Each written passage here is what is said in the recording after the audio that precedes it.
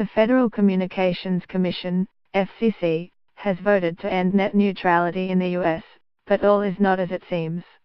The controversial move was led by FCC Chairman Ajit Pai, who also released a document listing the myths and facts about the net neutrality repeal ahead of the vote, designed to justify his standpoint. However, the biggest claims made at this week's FCC meeting and in the document are either misleading, highly contentious or impossible to prove. Without the net neutrality rules in place, Internet service providers, ISPs, are no longer required to treat all Internet traffic equally. That means they are now free to create so-called Internet fast lanes, prioritizing certain online sites and services over others.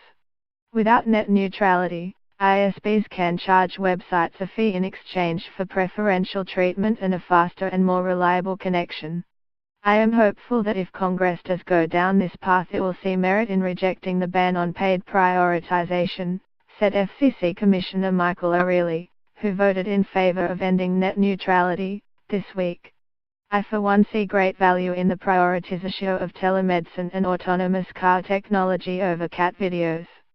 However, Commissioner Pai dismisses the belief that broadband providers will start charging customers a premium to reach certain online content as a myth, because this didn't happen before the Obama administration's 2015 heavy-handed Internet regulations, and it won't happen after they are repealed.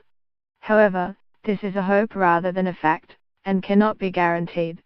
What the net neutrality repeal does is kill off the rules that prevent ISPs from driving up prices for online services, whether directly or indirectly. If, after all, a website pays an ISP to be prioritized, it could in turn pass the cost on to customers with price rises. Commissioner Pai has also branded the argument that the net neutrality repeal will allow ISPs to block customers from visiting certain websites as a myth. Instead, he brought up the heavy-handed argument again, claiming, Internet service providers didn't block websites before the Obama administration's heavy-handed 2015 Internet regulations and won't after they are repealed. Any Internet service provider would be required to publicly disclose this practice and would face fierce consumer backlash as well as scrutiny from the Federal Trade Commission, which will have renewed authority to police unfair, deceptive, and anti-competitive practices. Once again, this is more hope than fact. There's no guarantee that ISPs will start blocking content or won't start blocking content as a consequence of the net neutrality repeal. However, what the FCC's decision this week does is remove the rules that prevent ISPs from blocking access to legal content. In other words, the net neutrality repeal means ISPs can now block legal content if they want to, when they simply weren't allowed to before.